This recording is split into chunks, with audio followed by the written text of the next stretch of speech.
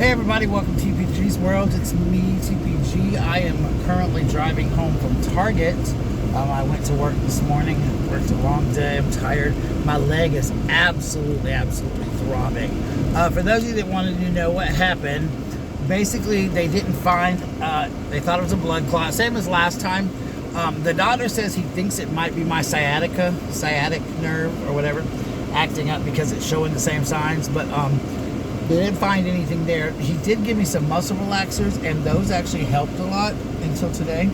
But I'm supposed to take, this is crazy, I'm supposed to take one 3 times a day, and I'm like, oh my lord. So I've taken 2 today, and they're really strong. So they're not strong like where I can't drive, so I can actually function on them. But they're, it's just hard to, I'm trying to think of the word. No, it's just hard to take that many in one day, because like yesterday they were making me sleepy, so each day I've had a different reaction. They told me to take the first one, like when I was home, so I did, and I was sleepy, and then yesterday they made me all sleepy like 3 times. Today they haven't done anything, and I'm actually hurting the worst today than I have. So I pray that it's something like that, and maybe my doctor, I see him, the specialist next week, maybe he can give me medicine for it or something. I really don't want to take that MRI, but that's what they think it is, and it is absolute. Today it's really painful. Like, it is absolutely back to where it was when I couldn't move on it the other day. So I'm gonna go home, take a shower, prop my foot up for a little while. But it's really hard to walk right now on this leg, and I'm praying, y'all pray for me that they find some kind of relief on this thing, because it is like, it's almost like, I can't even explain the pain. It's like a cramp almost kind of thing. Somebody mentioned it, when he mentioned my sciatica, I did look up some of the symptoms and stuff, and I think it kind of fits what's going on. But that MRI, you have to be put to sleep, and right now I don't want to take that MRI, but I know I'm going to have to, so they're going to have to knock me out and give me the MRI, because I can't do that MRI because of how scared I am or claustrophobic I am. So I cannot be awake. I will literally like freak my butt off. I can't do it. I can't. It's just too much for me, especially being in there for like 45 minutes or whatever. No, I can't do that. But that's what they're trying. I believe that's probably what it is. And I have an appointment week after next to get my hand looked at, where I'm starting to get a little bit of, like, I guess it's arthritis in my hand on one side by my thumb. So they're supposed to, I'm sure they'll shoot me up with cortisone shots. And my knee, y'all, it's not like I'm sorry. It's like I'm just like falling apart complaining. But people ask, so I tell them, my knee's back to hurting again, but I see that doctor same day as the specialist. I'm see him, they're both the same person. He'll probably give me another cortisone shot in my knee, and it should be fine. I just want to know what's hurting this leg, because it seems like when I sit for a long time or whatever, it kind of freezes up driving, walking great distances, and I want to walk. I'm the biggest I've ever been, so I want to be able to get out and walk and do some exercise. And they actually say it's good for your sciatica, but this is so much pain, like I can barely put my leg down. Like right now, I'm driving and my leg is just throbbing, like it is absolutely throbbing, and I cannot, it's hard to bend it, it's hard to move it. So, and probably because I work, and I do have a stool I sit on at Target, but then if I sit too long, it hurts. So tomorrow I'm going to try to move around a little bit more. Maybe that'll help it out, but today it's like awful. And I want to take another painkiller, one muscle relaxer, but I don't want to take, I've already taken one this morning and then one later this afternoon when I went to lunch. And now I don't want to take another one until later in the evening, because I don't ever have been addicted to them, and I don't want to start now. But the muscle relaxers did help the first couple of days they took them. They helped tremendously, like tremendously. But I'm gonna say that I hope that's all the doctor will do, is he'll say, okay, it's your sciatica, let's just give you some medicine, because I've been trying to do some research, and I think there is some medications you can take for it. But the longer it goes untreated, the worse it gets too. So that's why I want to go ahead and try to get it treated, because of how bad it is. How bad it is for me. I can't take my shoes off. I can't do anything. And so that hurts. Like I just had to take my shoe off to drip that's my left foot, not the foot I drive with, off. And like I just bending my leg. That's why you heard me wince in pain. It's awful today. It's just like, oh God, it's the worst. So it's like when you try to close it, it just hurts every way you move it. So that's why I haven't done a video in a while, guys. I'm okay. Other than that, I've been doing all right. I'm still having trouble with some things going on in my life, but I'm trying to make an improvement. I'm putting it in God's hands. God will provide. He always does. I know I promised I wouldn't get spirit religious or anything, but I don't. Somebody asked me today about that, and I said, I believe what I believe and who I believe in. I'm not going to fault someone else for what they believe in, because I don't expect someone to, excuse me, I said my finger.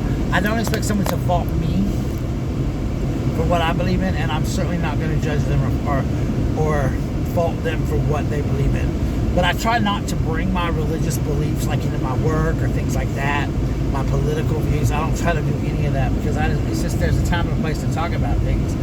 So I don't really care. If you are a good person to me, that's all I care about. That's just, as long as we get along, and whatever you have done in your past or whatever, it's your past. That's how I am. I have a past. We all have one. We all have done things in our past that we regret. And I think that standing up and facing what you've done, facing your fears or facing what you did, and manning up and apologizing. Example, I used to be a lot different when I drank heavy and stuff, and I would say things to people that were hateful. And my ex-husband, who I truly, truly loved, I basically destroyed our relationship with alcohol and things like that. When I started going to therapy, my therapist told me there's people you need to apologize to. You need to go to them and say, I'm sorry. And he was the main one. So going to him, it wasn't pretty. He said, you don't want to hear what I got to say, but I made him say it. I got mad. At first I started making excuses. He's like, no, stop, man up and admit what you did. So that kind of clicked in my brain. And so I decided right then and there, that that's the truth. So I apologized. I manned up. I took the blame for what part of it was mine. And it was almost like we've become a little closer. We talked a little bit more now. It's like he needed that closure. I needed that closure. And I've had to go to several people and apologize for my behaviors to them. I think that it was healing in a way. And it's definitely made me learn to take ownership of things and not to be different. I'm not the same guy I was years ago. Everything in life, I think, changes you. Sometimes for the good, sometimes for the bad. And I think that you just have to take it in stride. You have to take it day by day and see where it leads you. I always try to say, where the sidewalk leads you, like the yellow brick road. Wherever you go, you're going to have to live from it. You're going to meet new people. Excuse me, guys, that's this road. You're going to meet new people in your life, both good and bad. You're going to have to make the decision whether or not you want to keep that person in your life, or if you want that person not in your life. That's your choice. That's what you have to do. And you should know better. If me personally, now as an older person, an older man or something like that, versus the 20-year-old Bradley, I would not be around somebody who does drugs or alcohol or things like that, no matter how gorgeous they are or how good of a friend they claim to be. I wouldn't be around all that.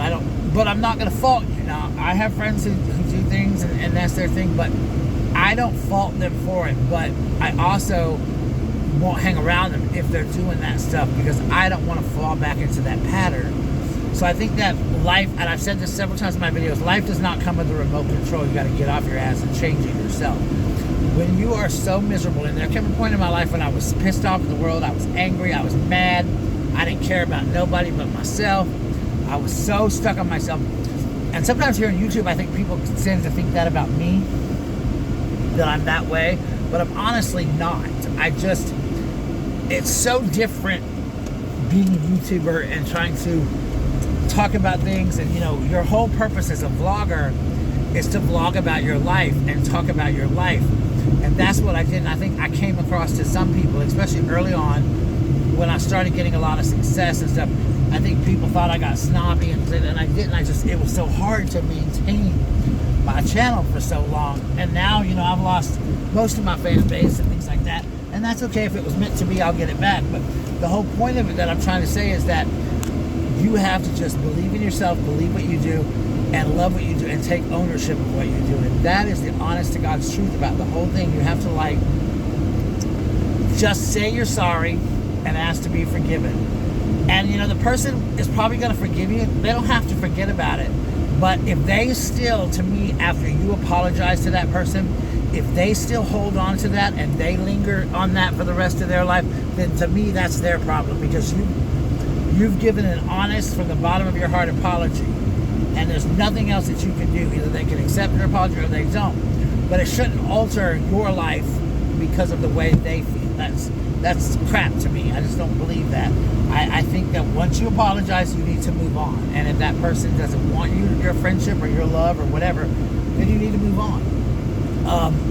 If you have somebody in your life that you're hurting over and you want to be around that person, then go be around that person. Go be around that person. We all have people in our lives that make us laugh, that make us feel good, that make us smile. We all have people in our lives that make us go, Jesus, I don't want to be around this person. I have a friend who I love dearly, but I can only be around them in doses, like certain times, for a certain amount of time, and then they start irking my nerves. But I love them, so I take them in what I call doses.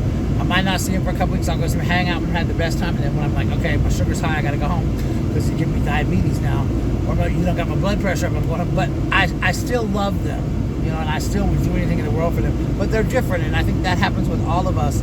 We all have people in our lives that we have like that we want to see. But it doesn't mean we love them any more, any less. It's just sometimes you got to take people in qualities. And at my school where I work, I feel like I've been treated really badly by some people there. And a bad picture has been painted of me because of I chose to vent to some people, and they, of course, turned it around and made it sound like a whole different thing than it is. And so that sucks. It was hard. It's going to be hard to bounce back from that. But I didn't do it. I did vent, and I did say things because I feel like venting is important to us all, to get on and say how we feel to people, and to vent when someone makes you angry. But the person I did it about, they tend to think that I was trying to be mean and say horrible things and stuff like that. And they wouldn't listen to me saying, hey, I didn't mean this in a malicious way. I didn't mean it badly. I just meant it to say, hey, you need to kind of check yourself and how you treat me. Because I've been treated like absolute garbage in the past 2 years. So I'm transferring into another classroom this year, and I hope that this new teacher, I'm actually going to be doing 4K this year, guys, not 5K. So I'm going down a level to 4-year-olds. I'm hoping that this teacher will help me kind of get my mojo back and just kind of not be treated as badly and stuff like that next year. I'm praying for it. So, but I still take it in stride. I won't let somebody get me down. I won't let somebody hurt me or somebody. That's just not going to be me anymore.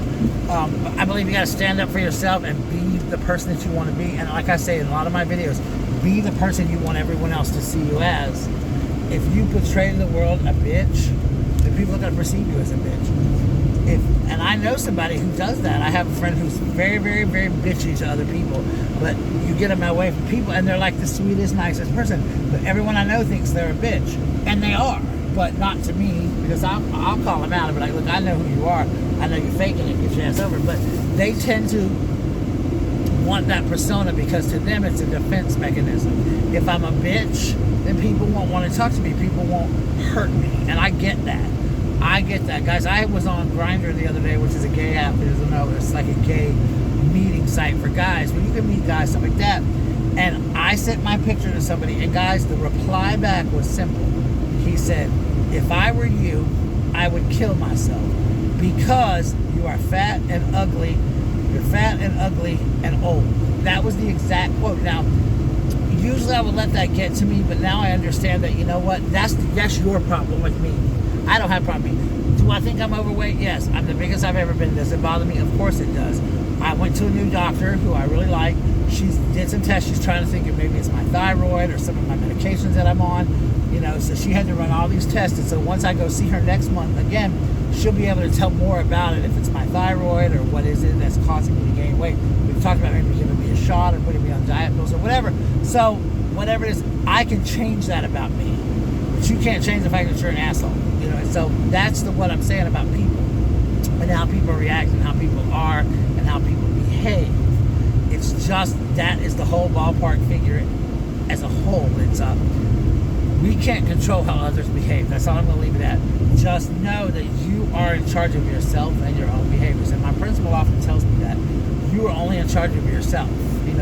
Your actions and what you do in a professional setting is how you monitor yourself and how you portray yourself and how you want to be portrayed to the world.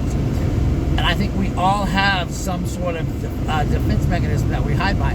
Mine is food. I'm a food addict. I love to eat. When I'm stressed, I eat. When I'm sick, I eat. So like having Corona last year, a couple of weeks ago, I ate constantly. I gained 10 pounds. I gained about 8 pounds, I guess. I literally gained weight. And so I'm like, Jesus. But all I do, when I was sick as a little boy, I think I said this in my other video, I would eat and eat and eat, and my mama didn't believe I was sick because my brother lost his appetite. My mom did not. My appetite increases like by 100. So I almost didn't think I was going to fit it in my jeans today because I had gained so much weight.